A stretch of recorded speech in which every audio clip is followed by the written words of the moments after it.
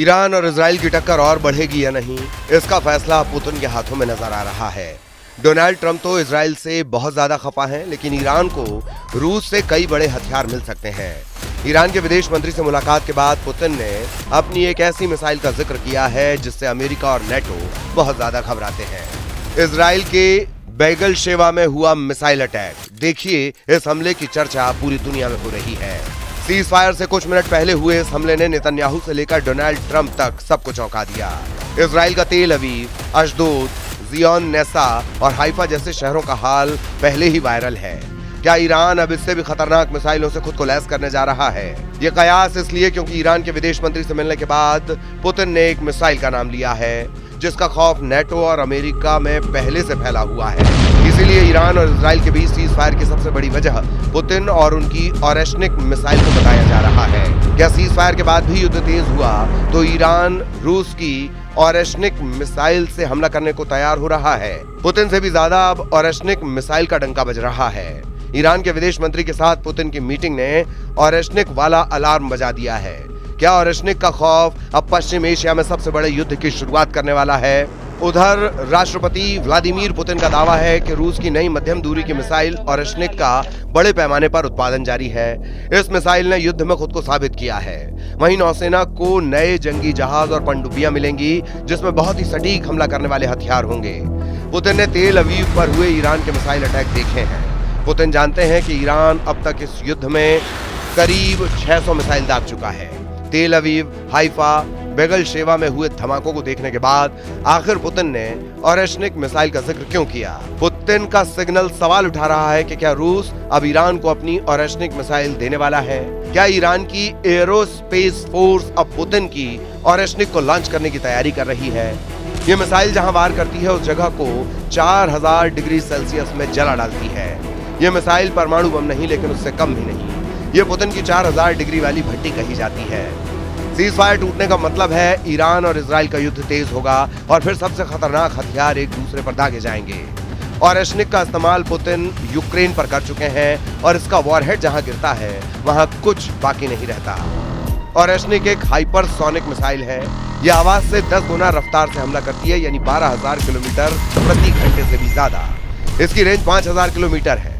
Putin की यह missile 100% तबाही की गारंटी देती है। पुतिन ने दावा किया है कि अब ऑरेशनिक मिसाइल का उत्पादन बहुत तेजी से किया जा रहा है। ईरान को भी ये बात बताई गई है। इसीलिए जब डोनाल्ड ट्रंप इस युद्ध में सबसे आगे बढ़ चढ़कर बोल रहे हैं और सीज फायर कराने का दावा कर रहे हैं, तब ईरान और इजराइल के बीच युद्ध और तेज होता नजर आ रहा है। एक तरफ तेल अवीव, दूसरी तरफ तेहरान। दुनिया ने 2 राजधानियों को दहलते हुए देखा है। एक तरफ ईरान के हमले और दूसरी तरफ इजराइल के अटैक। सीज फायर क्या डबल फायर में बदलने वाला है? इजराइल में कहां धमाका होगा?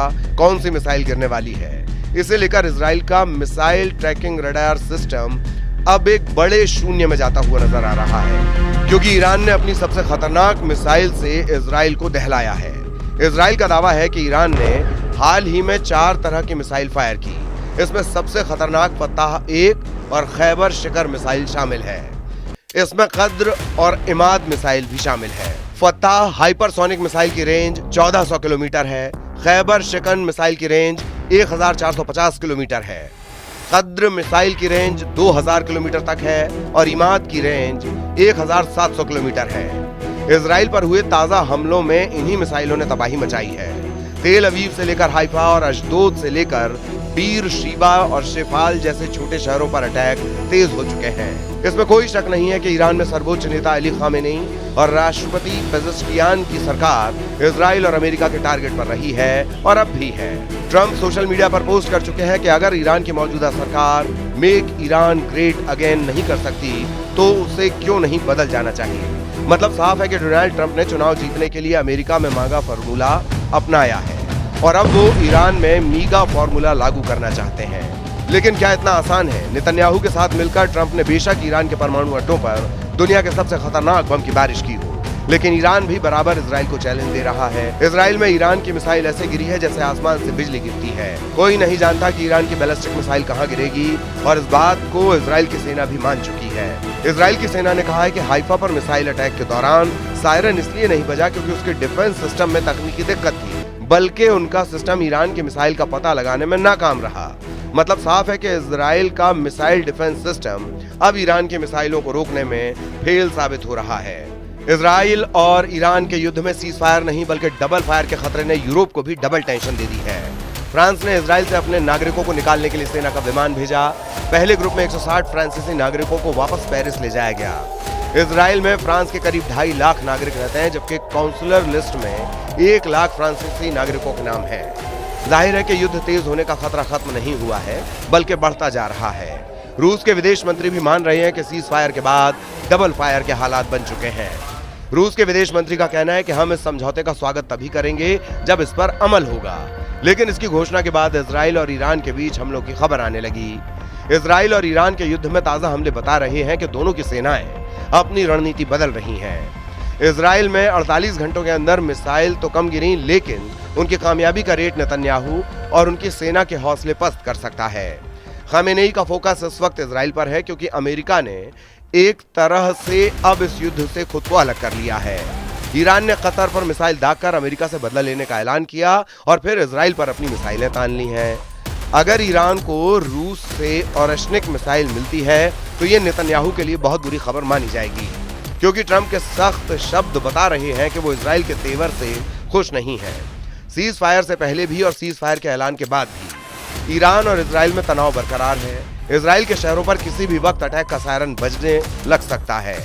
हाइफा से लेकर तेल अवीव में ऐसे सायरन साबित करते हैं कि ईरान के मिसाइल हमलों को लेकर इजराइल लगातार एक्टिव है।